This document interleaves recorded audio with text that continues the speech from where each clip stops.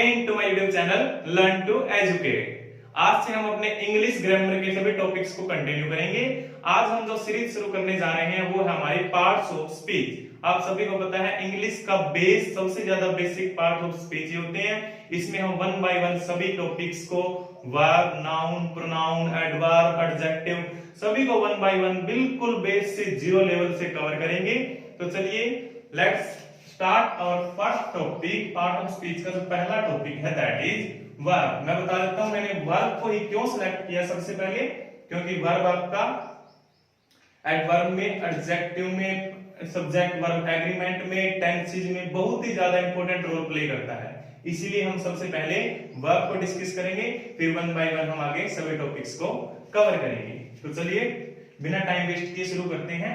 Verb, verb से आप क्या समझते हैं, क्या होता है वर्ब? तो हम वर्ब को बेसिकली कहते हैं एक्शन वर्ड। मींस कोई भी एक्शन वर्ड्स वर्ब कहलाता है। हम ऐसे नॉर्मल नेमिंग वर्ड में कहते हैं, जैसे हम कहें कि व्हाट इज नाउन, तो नाउन को एक वर्ड में बताए तो क्या कहते हैं? Naming word. Naming word noun कहलाते हैं। ऐसे ही एक्शन वर्ड को वर्ब कहते हैं। जैसे आई गो टू स्कूल, गो क्या है? एक्शन को शो करता है, इसलिए वो हमारी वर्ब है। लेकिन अगर हम प्रॉपर वर्ब को डिस्कस करें then it tells us about subject. तो वर्ब हमें सब्जेक्ट के बारे में बताती है। अब आपके माइंड में क्वेश्चन आएगा कि sir what is subject, subject क्या होता है? तो सब्जेक्ट जिसे आप कर्ता कहते हैं, इंग्लिश ग्रामर में सब्जेक्ट हमेशा या तो नाउन होता है या प्रोनाउन होता है। मींस इंग्लिश में सब्जेक्ट बनने के लिए यह कंपलसरी है कि या तो उसे नाउन बनना पड़ेगा या उसे प्रोनाउन बनना पड़ता है। और नाउन या प्रोनाउन को हम क्या कैसे कहते हैं? या तो ये कोई पर्सन होगा नाउन मींस, या कोई थिंग होगी। आगे हम डिटेल में डिस्कस करेंगे कि नाउन में प्लेसेस भी आते हैं, प्लेसेस के नेम को भी नाउन कहते हैं। लेकिन अभी हम सिर्फ इतना करते हैं कि पर्सन और थिंग नाउन में आते हैं। तो हमारा सब्जेक्ट क्या होता है? सब्जेक्ट का मींस या तो कोई पर्सन होगा या कोई थिंग होगी, वही हमारे इंग्लिश ग्रामर का सब्जेक्ट कहलाएगी। और उस सब्जेक्ट के बारे में जो हमें बताता है वो हमारा वर्ब कहलाता है। चलिए आप मुझे सिंपल सा बताइए कि क्या कोई सेंटेंस एग्जिस्ट करता है जिसमें सब्जेक्ट ना हो? क्या बिना सब्जेक्ट के हम इंग्लिश में कोई सेंटेंस बना सकते हैं? जी हाँ, बना सकते हैं।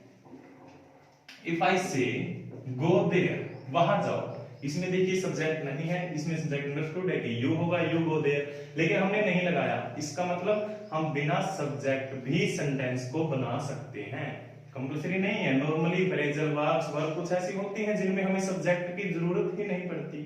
लेकिन अब आप इमेजिन कीजिए या सोचिए कि क्या बिना वर्ब के भी इंग्लिश सेंटेंस बन सकता है?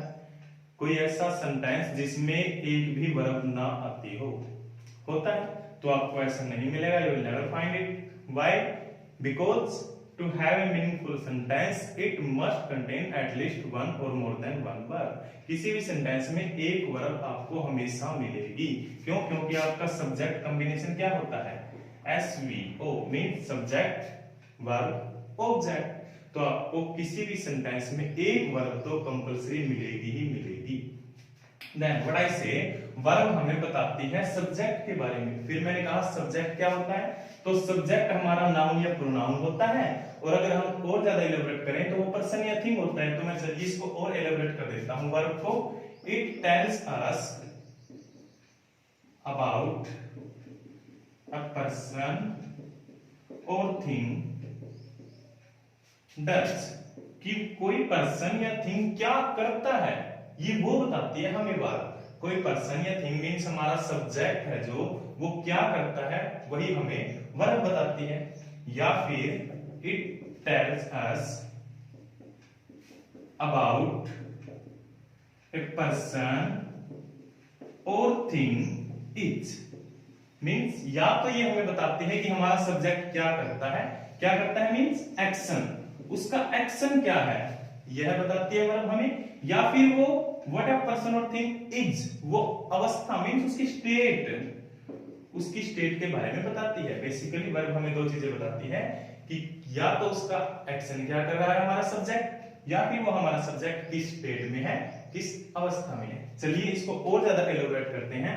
तो वर्ब के डिफरेंट डिफरेंट बेसिस पे डिफरेंट डिफरेंट टाइप्स होते हैं, हम सभी को वन बाय वन बिल्कुल जीरो लेवल से कवर करेंगे। तो on the basis of definition, अगर मैं बात करूं वर्ब्स की kind, on the basis of definition, definition के आधार पे वर्ब कितने टाइप की होती है, तो डेफिनेशन के आधार पर वर्ब को दो टाइप का माना गया है, that is action and state. Means action के आधार पे जो नाम दिया गया, एक्शन वाले को कहा हमने डायनेमिक वर्ब, और जो स्टेट को बताती हैं, स्टेट मींस, स्टेट को आप हिंदी में क्या कहते हैं, अवस्था, मींस जो आपकी कंडीशन को बताती है, उन्हें नाम दिया गया स्टेटिव वर्ब। तो मैंने क्या बताया, वर्ब को डेफिनेशन के आधार पे दो टाइप्स का बताया गया, दो टाइप्स में कैटेगराइज किया गया।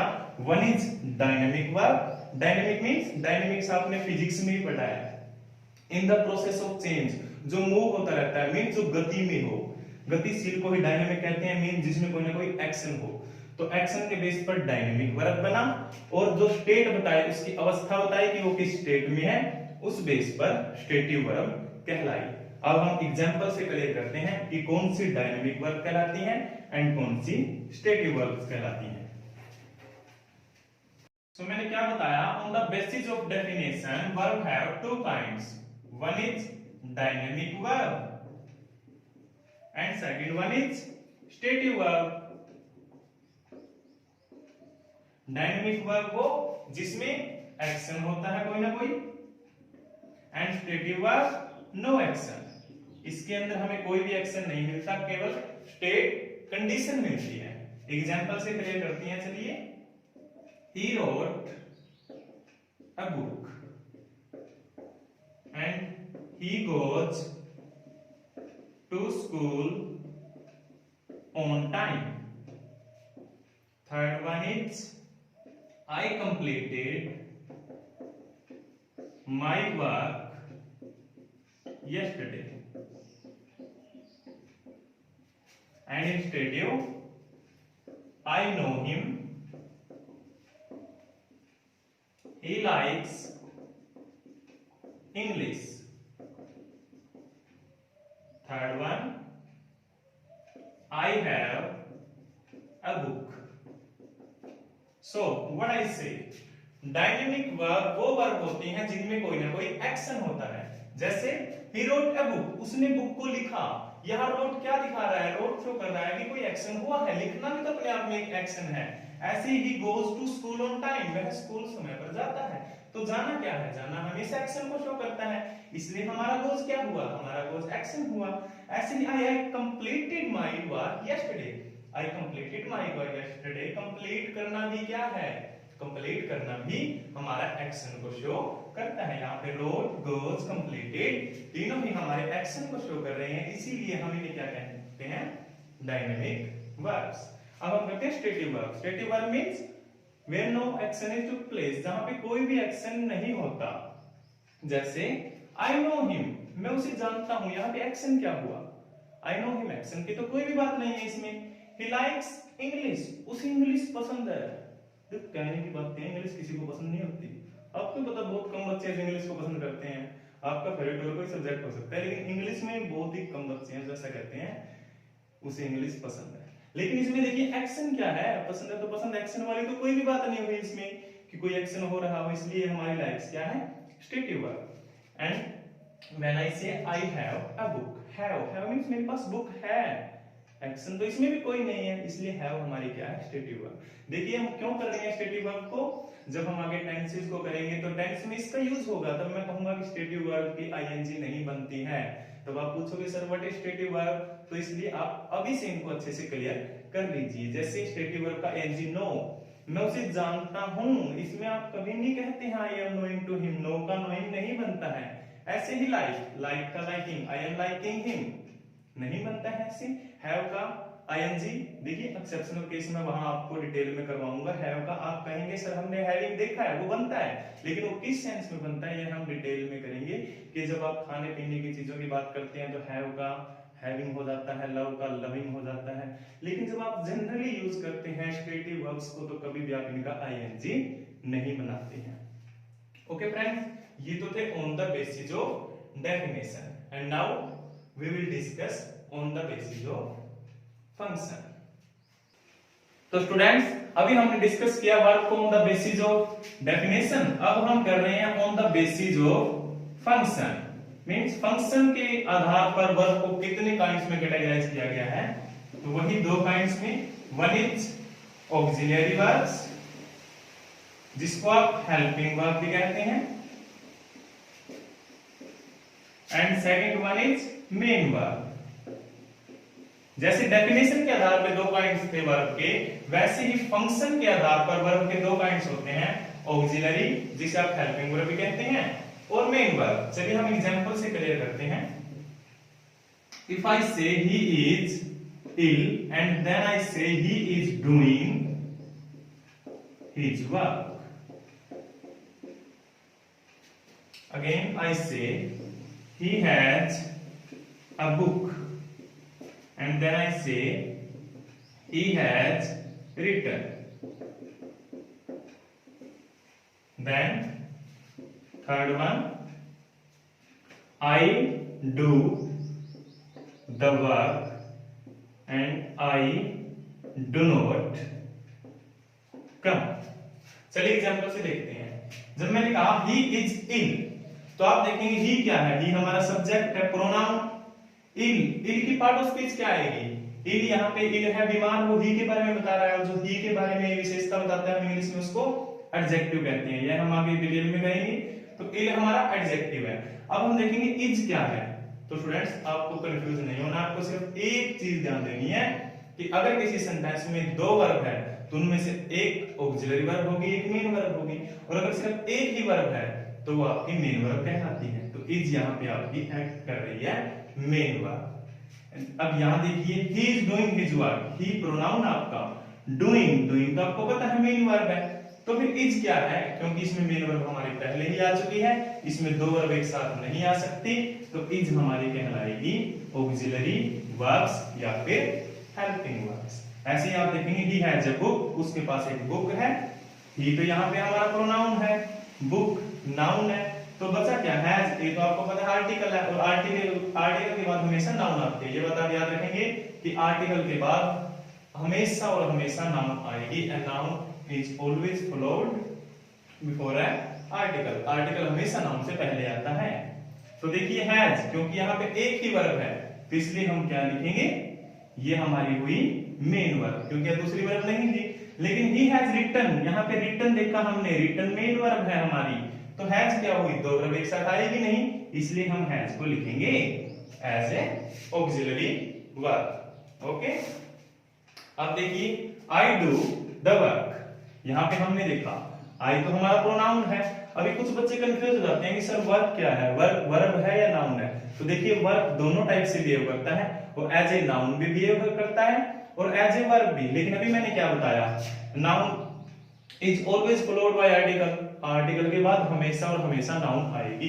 तो यहाँ पे दी आर्टिकल आया है तो वर्क क्या हुआ हमारा, नाउन हुआ हमारा।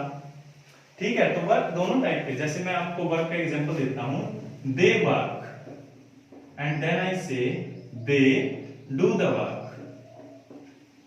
यहां देखिए डिफरेंस क्या है, दे वर्क मींस दे तो हमारा सब्जेक्ट है, वर्क एक ही वर्ब आई है, मैंने कहा था सब्जेक्ट तो वर्ब का आना कंपल्सरी होता है सेंटेंस में, तो वर्क हुई हमारी यहाँ पे मेन वर्ब। और ऐसे ही दे डू द वर्क, तो यहाँ पे दे सब्जेक्ट है, यहाँ पे डू हमारी मेन वर्ब है, दी आर्टिकल आया तो इसके बाद यहाँ वर्ब क्या हुई, नाउन। तो वर्क हमारा वर्ब के तौर पे भी एक्ट करता है और नाउन के तौर पे भी, दोनों ही कर सकता है ये, इसलिए यहाँ पे वर्ब है, यहाँ पे नाउन है। अब यहाँ देखिए आई डू द वर्क, यहाँ पे डू हमारी मेन वर्ब है और ये नाउन है, लेकिन यहाँ डू देखिए, यहाँ I do not come, come main verb है हमारी, इसलिए डू क्या हुई, हेल्पिंग वर्ब या ऑक्सिलरी वर्ब। आपको कंफ्यूज होना है, सिर्फ इतना याद रखना है कि अगर सेंटेंस में दो वर्ब आई है तो उनमें से एक ऑक्सिलरी वर्ब होगी, एक मेन वर्ब होगी। और अगर एक ही आई है तो वो मेन वर्ब है। और मैं ये बताना चाहता हूं कि कैसे डू, इज और हैज, कुछ वर्ब्स ऐसी होती हैं जो ऑक्सिलरी वर्ब का भी काम करती हैं और मेन वर्ब का भी। वो आपको सेंटेंस में देखना होता है कि वो जो भी आई है आपकी हेल्पिंग वर्ब का काम कर रही है या फिर मेन वर्ब का। ओके फ्रेंड्स, आज हमने वर्ब के टॉपिक को केवल दो ही बेसिस पे डिस्कस किया है, on the basis of definition and on the basis of function. हम हमारे नेक्स्ट लेक्चर में डिस्कस करेंगे वर्ब को आगे on the basis of object, जो कि मोस्ट इंपोर्टेंट है, ट्रांजिटिव वर्ब, इंट्रांजिटिव वर्ब, जिसमें मोस्टली बच्चे कंफ्यूज रहते हैं, उसको हम बिल्कुल जीरो लेवल से आगे डिस्कस करेंगे।